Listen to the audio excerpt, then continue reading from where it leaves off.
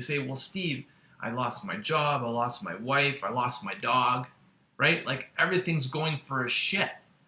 And how could I not be in turmoil and go into depression inside? And the key is that, and this is a spiritual law, is that, and this has been my experience as well, is that the longer that you take to become aware and respond to the reaction you're having to the external environment, the longer it takes to reverse that negative reaction. Let me give you an example. So you lose your dog, or you lose your spouse, or you lose a job, and inside you react to that in fear. You're panicked because you're like, how am I going to provide? Now I've got this mortgage to pay, or I got rent bills, I got to pay for groceries. How am I going to do that? And you panic.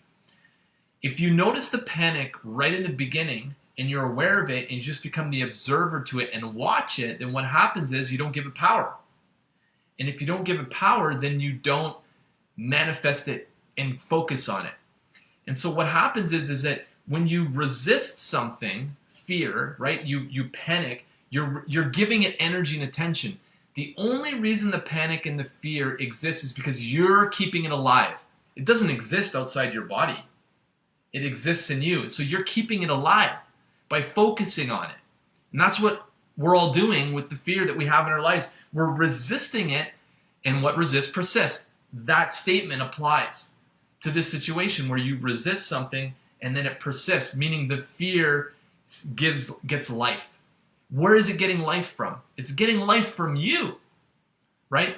So what we got to learn to do is let it heal and be patient with ourselves so that we can get into a level of mastery, so that we're noticing that these fears are coming up when something on the outside world happens. So something in the outside world happens, we react inside.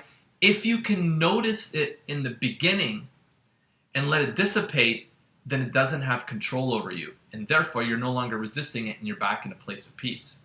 Okay? And that's mastery.